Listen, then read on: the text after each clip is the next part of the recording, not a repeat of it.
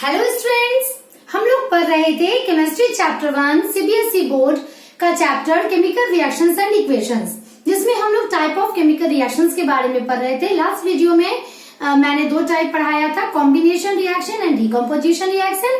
इस वीडियो में मैं फिर दो टाइप ऑफ रिएक्शंस के बारे में पढ़ाऊंगी, विच इज डिस्प्लेसमेंट रिएक्शन। तो इस रिएक्शन को पढ़ने के पहले मैं कुछ आप लोगों को होमवर्क देना चाहती हूँ, ताकि ये रिएक्शन समझना आसान हो जाए और इसे आप लोगों को, इसके सारे इक्वेशंस को आप लोगों को रट्टा ना मारना पड़े। This is reactivity series of metals. इसमें ऊपर में potassium, sodium, calcium, magnesium, aluminium, zinc, iron, tin, lead, hydrogen which is a non metal but it is very useful for chemical reaction, copper, mercury, silver, gold and platinum. ये आपकी reactivity series है। ये देखिए, मैंने arrow ऊपर से नीचे बना रखा है और लिखा है डिक्रीजिंग रिएक्टिविटी। इट मीन्स कि जो एलिमेंट ऊपर है वो नीचे वाले से मोर रिएक्टिव है। Means potassium is more reactive than sodium, calcium is more reactive than lead, aluminium is more reactive than silver, mercury is more reactive than silver and so on. तो ये reactivity series आप लोगों को याद होना बहुत ही जरूरी है। ये आपके मेटल एंड मेटल चैप्टर में भी काम आता है। और डिस्प्लेसमेंट रिएक्शन अगर आप लोग इसे याद कर लेते हैं तो आप लोग को उसके इक्वेशंस को रट्टा नहीं मारना पड़ेगा। मैं ट्रिक बताऊंगी और इक्वेशंस बनाना आपके लिए बिल्कुल आसान हो जाएगा। इसे याद करने का एक ट्रिक मैंने बनाया है, और आप अगर इसे याद कर लेते हैं एज ए स्टोरी तो आप लोगों को फिर याद करना भी मुश्किल नहीं होगा। स्टोरी ये है, कालीनाथ का माली। कालीनाथ एक पर्सन का नाम था जिसका माली आलू जान से फीकी शान से पकाता है। वो आलू की सब्जी पकाता तो है मगर फीकी पकाता है, जानबूझकर पकाता है ना। उसके बाद मैंने थोड़ा सा दूसरा बना दिया है, कॉल मी सिल्वी गोल्डी प्लेटी। मान लिया कि आपके किसी फ्रेंड का नाम है सिल्वी गोल्डी प्लेटी और आप उसे करें कॉल मी सिल्वी गोल्डी प्लेटी। तो अगर आप इसे ट्रिक वाइज आप अगर याद कर लेते हैं तो आपके लिए डिस्प्लेसमेंट रिएक्शन का इक्वेशंस बनाना आसान हो जाएगा। नाउ अब हम लोग पढ़ेंगे व्हाट इज डिस्प्लेसमेंट रिएक्शन। ये एक ऐसा डिस्प्लेस कर देना, यानी किसी को अपनी जगह से हटा देना। इस रिएक्शन में क्या होता है, more reactive element displace the low reactive elements from its compound. As for example, अगर AB है और ये C, let us suppose C is more reactive than A, then what happened in a chemical reaction? C displace A and form CB and displace A as a other element. यानी C more reactive है, इसलिए इसने A को हटा दिया उसके जगह से और एक नया कंपाउंड बना दिया CB और A बाहर निकल गया। तो ये तो मैंने ABCD के फॉर्म में एक जनरल इक्वेशंस बताया। चलिए कुछ इक्वेशंस को मैं डिस्कस कर लेती हूँ। Let us suppose copper sulphate which is aqueous, अब आपको ये समझ में आ रहा होगा।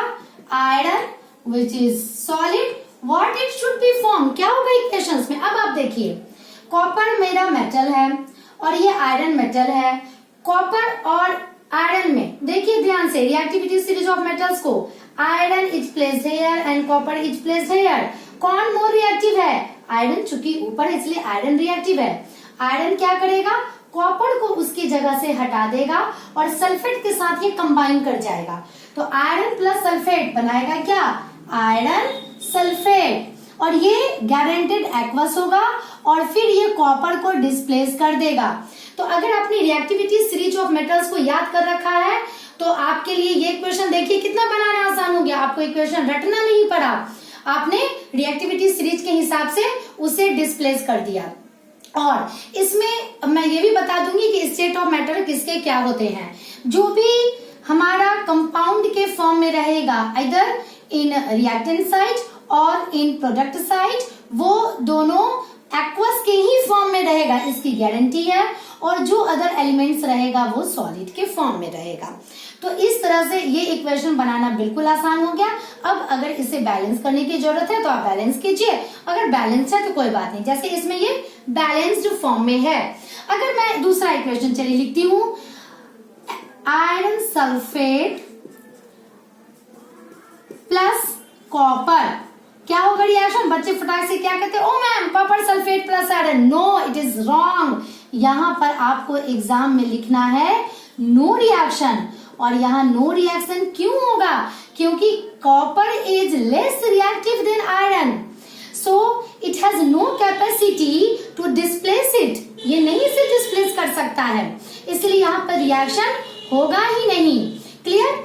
इस इक्वेशन में कुछ कलर भी होते हैं, जैसे कॉपर सल्फेट का कलर होता है ब्लू, और आफ्टर डिस्प्लेसमेंट रिएक्शन इसका कलर हो जाता है ग्रीन। तो इससे बहुत ज्यादा क्वेश्चंस एग्जाम में आते हैं कि जब ब्लू कलर के कॉपर सल्फेट सॉल्यूशन में आयरन के नेल्स डाले जाते हैं तो कुछ देर के बाद उसका कलर आ जाता है ग्रीन, और वहां उसके सरफेस पे कुछ रेड ब्राउन कलर के कोई सब्सटेंस लग जाते हैं। तो आप इक्वेशंस लिखिए। इसलिए मैंने जो अपने बेसिक कॉन्सेप्ट ऑफ केमिस्ट्री में आप लोगों को कलर्ड नेम दिया था वो याद करना जरूरी है। और इसमें हम लोग आंसर कैसे लिखेंगे कि when iron nail is dipped in the blue coloured copper sulphate solution, then iron displaced the copper from copper sulfate and formed green colored iron sulfate solution and displaced copper which is of red brown in color। तो इस तरह से ये colour वाला equation हमारा बहुत important है। तो मेरे ख्याल से अब अगर आप लोगों को इस पूरी रिएक्टिविटी सीरीज से अगर कोई भी इक्वेशंस आता है तो आप लोग उसे बना लोगे।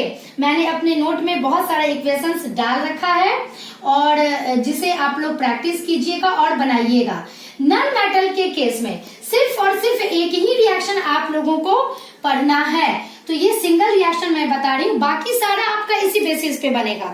Chlorine when react with potassium iodide which is aqueous in nature form potassium chloride and displace iodine. चलिए इसे बैलेंस हम लोग कर लेते हैं, 2 एंड हियर इज 2। चलिए बैलेंस हो गया। तो ये सिर्फ एक सिंगल रिएक्शन आप लोग को पढ़ना है, क्योंकि क्लोरीन मोर रिएक्टिव होता है आयोडीन से, that's why it displace iodine from potassium iodide. उसके अलावा जितने भी मेटल्स का रिएक्शंस आएगा वो इसी मेथड से बनेगा। और मैंने अपने नोट्स में सारा डाल रखा है, सारा रिएक्शंस इंपॉर्टेंट है और बोर्ड एग्जाम में उससे ज्यादा रिएक्शंस आएंगे ही नहीं। नाउ हमारा नेक्स्ट रिएक्शन और फोर्थ रिएक्शन है डबल डिस्प्लेसमेंट रिएक्शन। इसमें डिस्प्लेसमेंट 2 बार होता है। मान लिया कि कोई एक कंपाउंड है AB और ये CD के दूसरे कंपाउंड के साथ रिएक्ट किया। अब देखिए होता क्या है एक्चुअली इसमें, अगर आप ये प्रोसेस समझ लेंगे अच्छे से तो आपके लिए इक्वेशंस इसमें भी रट्टा नहीं मारना होगा, इसका भी ट्रिक है और आप आसानी से इक्वेशंस बना सकते हैं। AB जो पहला पार्ट रहता है वो हमेशा पॉजिटिव रहता है और जो सेकंड वाला पार्ट रहता है वो हमेशा निगेटिव रहता है। और इसमें भी ये पॉजिटिव ये निगेटिव, ये अपने आयंस में टूट जाते हैं, यानी A ion and B ion, इधर में C ion and D ion. ये पॉजिटिव और निगेटिव, इसका पॉजिटिव इसके निगेटिव के साथ और इसका पॉजिटिव इसके निगेटिव के साथ मिलकर एक नया कंपाउंड बना देता है। इस तरह से इसमें यानी क्या होते हैं, two compounds react with each others and make a new compound by exchange there ions. इसमें ये लोग दोनों अपने आयंस को एक्सचेंज कर लेते हैं, जस्ट लाइक क्रॉस मल्टीप्लीकेशन। तो इस तरह से आप अपने इक्वेशंस को तैयार कर सकते हैं। ट्रिक नंबर 2, इसमें जो भी रहेगा रिएक्टेंट के साइड में जो भी रहेगा वो हमेशा और हमेशा एक्वस ही रहेगा। तो आपको इसके लिए स्टेट याद करने की जरूरत नहीं है, सबकी ये गारंटी है कि एक्वस ही रहेगा।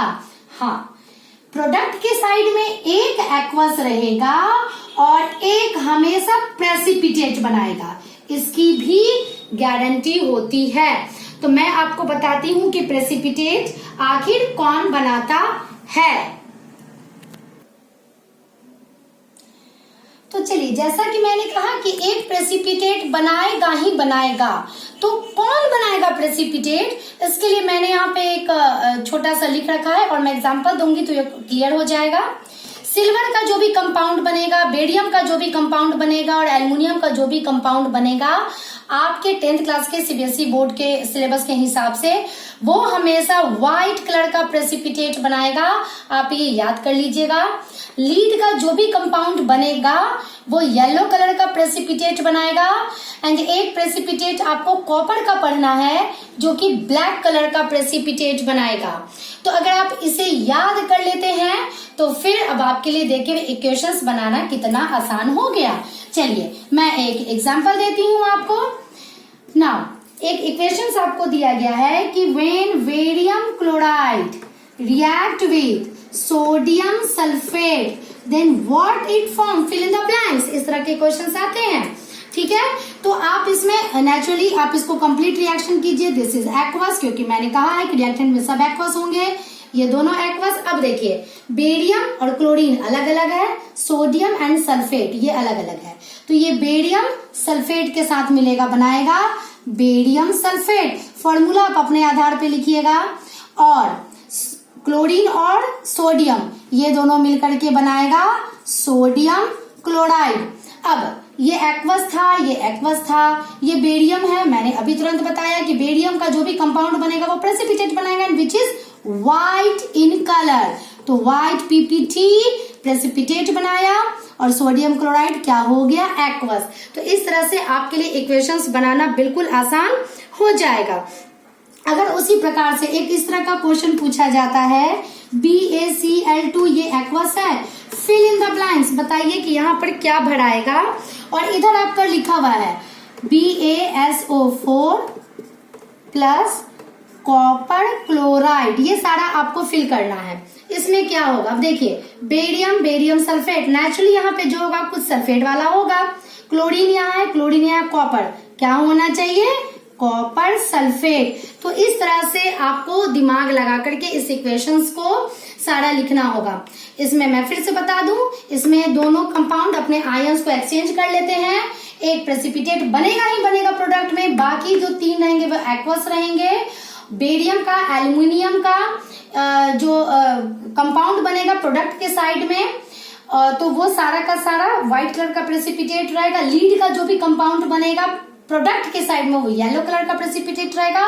और एक ही प्रेसिपिटेट आपको पढ़ना है कॉपर सल्फेट जो कि ब्लैक कलर का प्रेसिपिटेट रहेगा। तो इस तरह से जितना भी इक्वेशंस है वो आप लोग प्रैक्टिस कर लीजिएगा। मैंने अपने नोट्स में सारे क्वेश्चंस डाल रखे हैं और इसकी गारंटी है कि बोर्ड्स में इससे ज्यादा इक्वेशंस आप लोगों के नहीं पूछे जाएंगे। कोई डाउट हो तो मेरे कमेंट सेक्शन में आप उसे बिल्कुल डाल सकते हैं। Till then bye.